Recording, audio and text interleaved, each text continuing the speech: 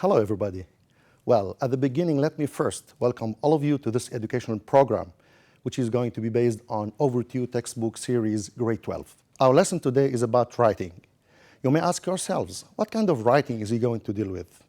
Well, if you want to know the answer, you are kindly requested to keep watching our channel. See you after the break.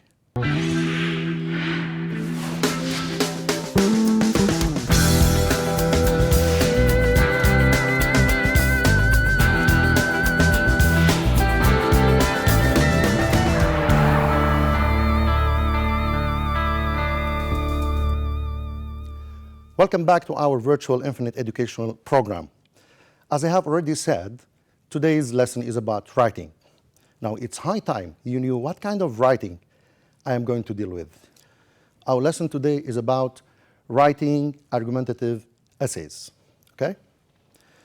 Now, before doing that, let me give you something very important for you, which is distribution of marks and type of questions of writing that you may be asked all along the year. Now, let's have an idea about the kind of writing essays or topics that you are required to deal with all along the year. Let's start by the quiz, okay? Now, in the quiz, you may be asked to write about something related to a report, for example, or an email, or you write about your own opinion, or an argumentative topic, okay? Now, in the quiz, you are required to write 8 sentences. Then we move to exams. You have 4 exams, first, second, third, and fourth period. You may be asked to write about a report, an email, an opinion, or an argumentative topic.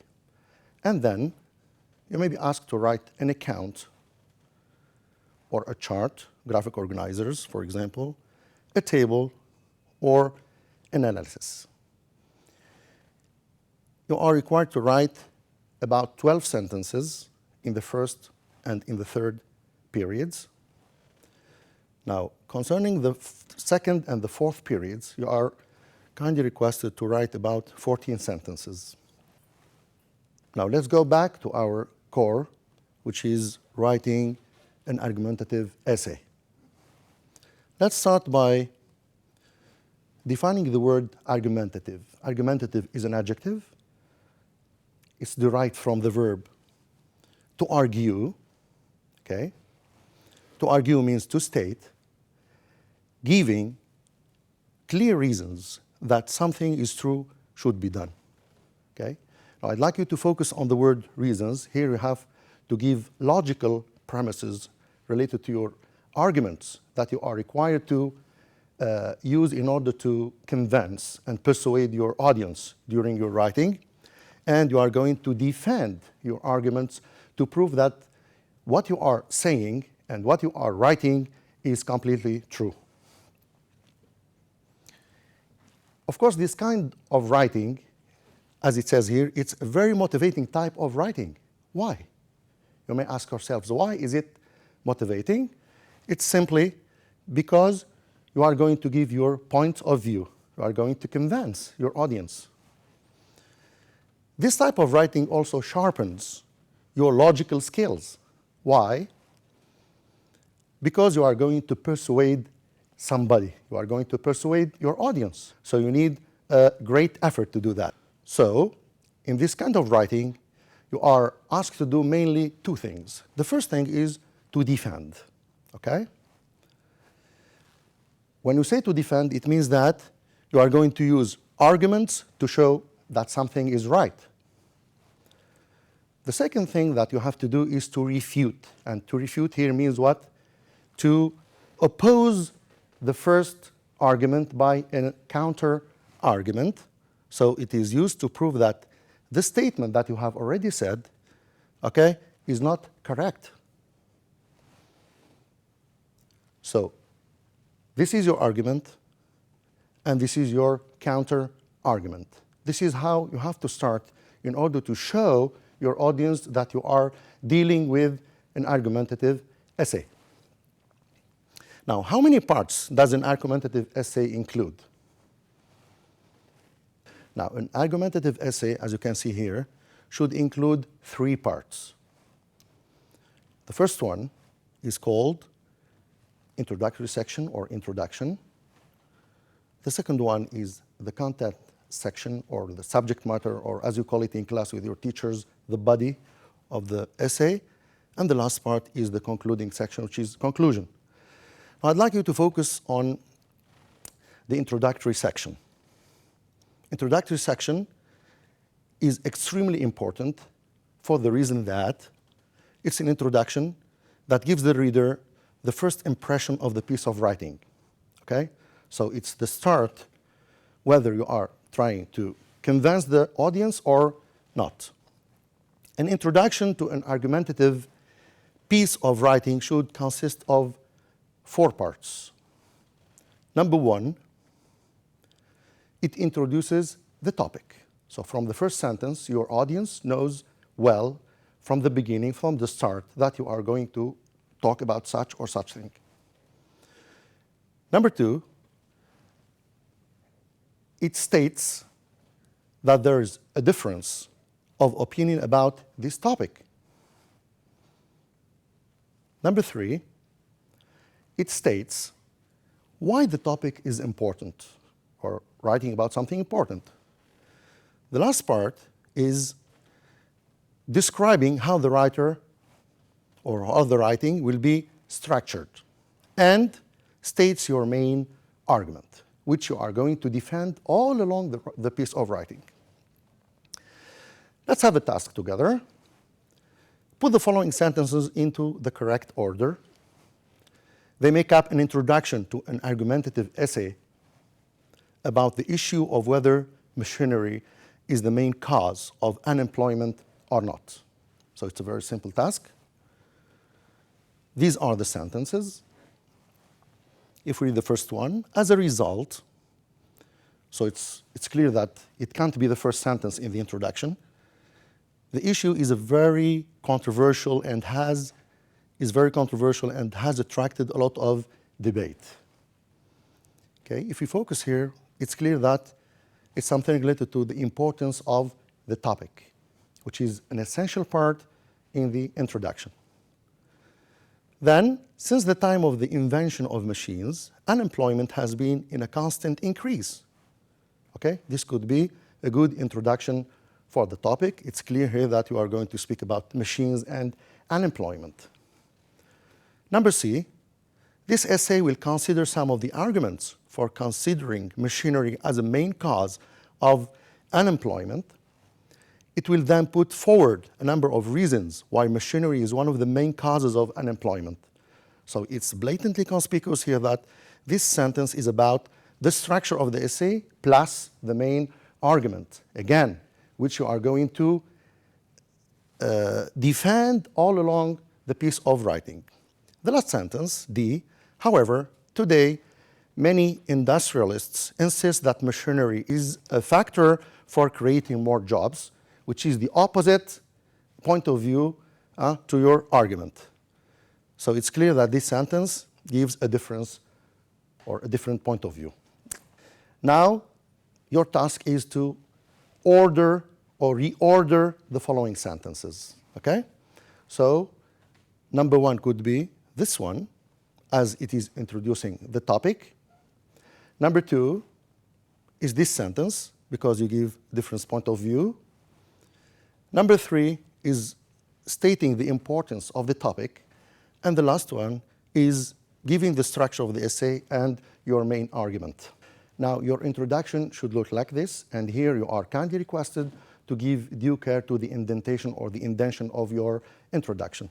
This is very important in your writing. Now, let's go back to our 3 parts. So we said that our essay should consist of 3 parts. The first one we said is the introduction, then the body, and the last part. Now our focus is on the content section. Now we are going to focus on the body of your essay. Okay, the body consists, as the graph shows here, of 3 parts. Okay? Number 1 is the argument.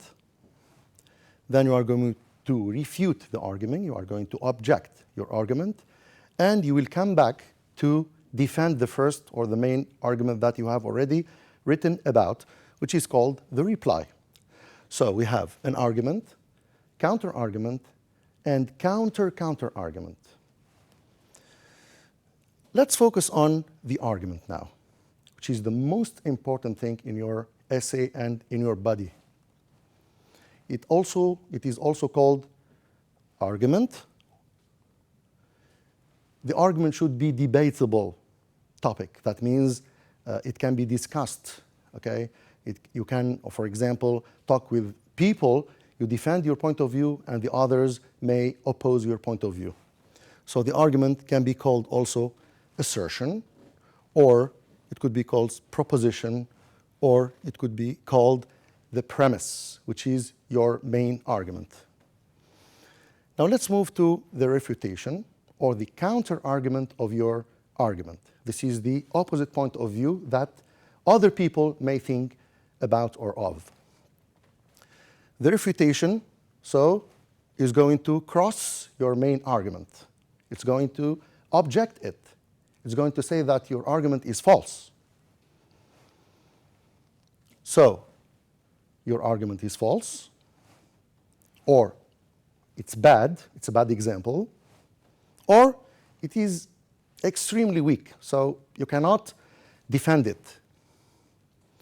Now, the last part of your body is the reply. It's equal to the main argument of your essay. Here we have to talk about two main things. The first thing is that you are going to support your main argument by some examples or by supporting details, for example, and you are going to object the refutation.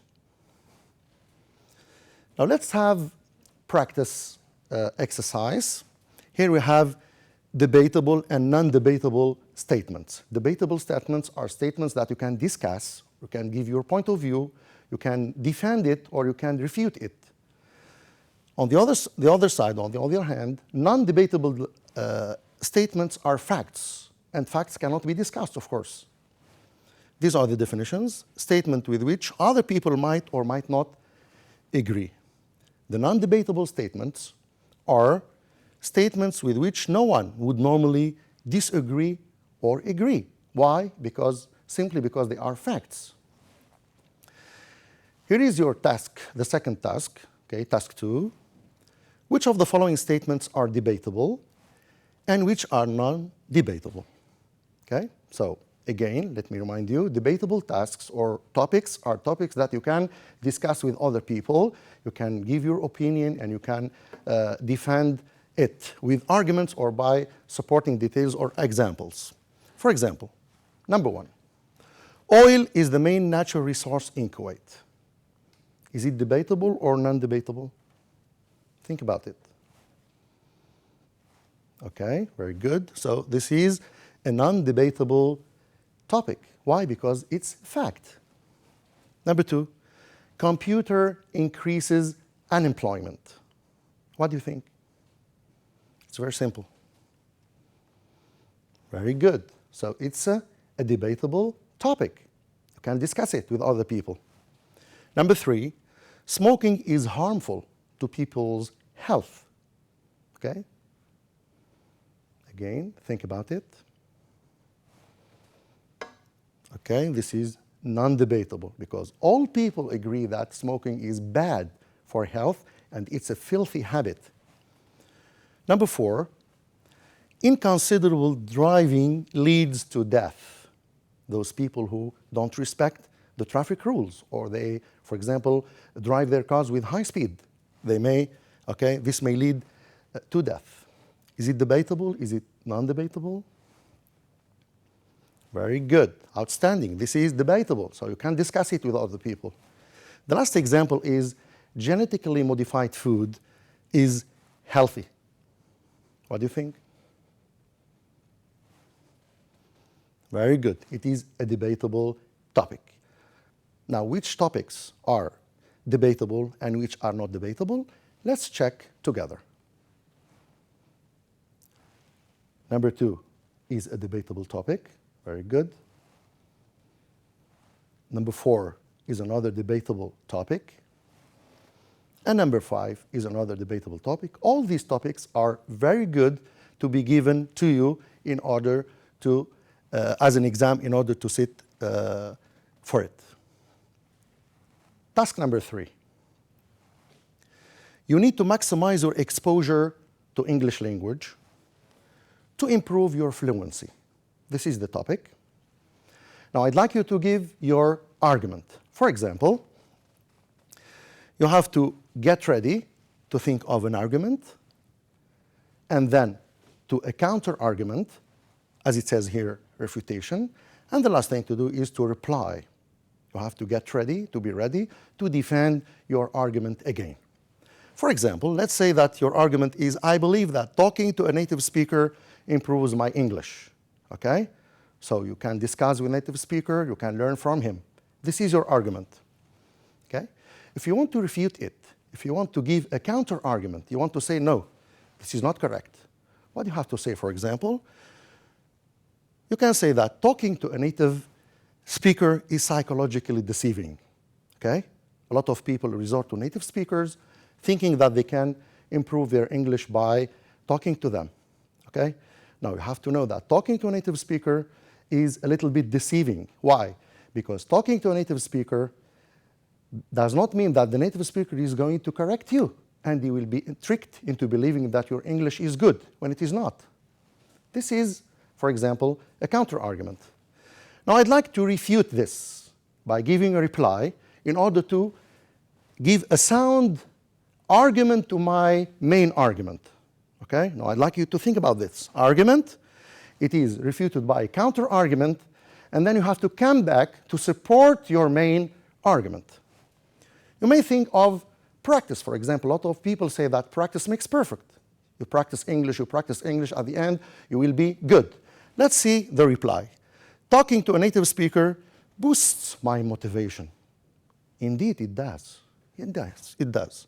And my practice of English. So what you have to do here, you have to convince the audience that if I speak to a native speaker, by practicing my English, I will be better, at least. Now, let's go back to the 3 main parts to focus on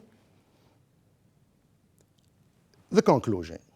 Okay? We are going to focus on the concluding section. Now, the conclusion section, the conclusion closes the essay. It's the last part of your essay. The aim of the conclusion is to convince the readers or your audience that your essay has covered all the arguments about the issue and that your main argument is the best. Now, this is very important. Why? Because you have to be ready enough to convince your readers or your audience at the end of your essay that your main argument, okay, is the best one. So, a conclusion to an argument piece of writing has 3 parts. Number 1, it should include a restating to the main argument. You have to remind your audience of it. Number 2, you need to present 1 or 2 general sentences which accurately summarize your arguments which support the main argument. Okay? I guess that you have noticed that all along my presentation, I'm trying to insist on your main argument. Number 3, it provides a general warning of the consequences of not following the argument, as if you wanted to say to your audience, if you don't do that, okay, you will suffer. A general statement of how the community will benefit from the following, from following that argument. So we are going to again convince them that your argument is the best and it works for the benefit of people. Now let's have a practice exercise for conclusion section. Put the following sentences into the correct order. They make up a conclusion to an argument, to an argumentative essay. The main argument of this essay is that the government should spend more money on child care places for the children of parents who study or work. Let's have a look at this. So we have 4 sections, A, B, C, D. Now let's start by number A. If we fail to meet our obligations in this area, we'll be sacrificing our present and future well-being merely in order to appease outdated notions of family life and to achieve short-term financial savings. It's clear that you are speaking about the benefit. Okay? In conclusion, it is essential that we support the notions parents and children by funding more childcare places. It's clear that here we are supporting the main argument again. Number C, only in this way can we provide the valuable learning environments that young Australians need while at the same time utilizing the skills of all productive members of our society. The last part is the entire national community will then be enriched economically, socially, and culturally. It's clear here that the writer is warning his audience. So this is number 1, if you want to reorder them, number 2, number 3, and number 4. Now, please, be careful. You should not present any new argument in your conclusion. Try to stick to the arguments, to the counter-arguments, and to the replies that you have already dealt with in your body or in the subject matter of your essay. Then, take care, you should not rush into the conclusion. Okay? Give it due care because it is the most important part to try to convince your audience of everything that you have dealt before in the body and in the introduction. Spend some time on carefully writing the conclusion so that you give your reader a good final impression of your essay. Okay? A lot of students or a lot of writers destroy everything, okay, they have dealt with at the end of their essay by giving a bad conclusion, by rushing to it. Now here I have some writing tips. You need to pay attention to the following. Number 1, you have to give due care to exposition of ideas, paragraphing, and number of sentences. If you are required to write about 14 sentences, so please stick to at least 14 sentences or 16 sentences, at least to 16 sentences. More, it's okay. Less than 16 or 14, it's not acceptable. Number B, pre-writing techniques, okay? These concern the topics during the official exams, the first, the second, the third, and the fourth period of your exams. You have to give due care to the brainstorming, mind mapping, outlining. The last one is you have to take care by providing very simple, manageable sentences linked together with cohesive devices or by linkers in order to give your paragraph or your writing a kind of unity, okay? Handwriting, which is extremely important. You have somebody who is going to correct your essay. So you have to make him feel at ease while writing, while correcting your essay. Spacing and punctuation, which is extremely important. Give due care to the capital letters after the full stops and so on. Don't forget, number 1, your first draft is for the flow of ideas. Number 2, second draft is for checking your mistakes. You have to go back to everything you have dealt with just to check. You have to proofread your writing. And number 3, the final draft is the cleanest version. And the final draft, again, need to be proofread in order to give your work in a good situation. At this point, our lesson is over. I hope that you have benefited a lot from this presentation. I wish you good luck in your future endeavors, and thank you for watching.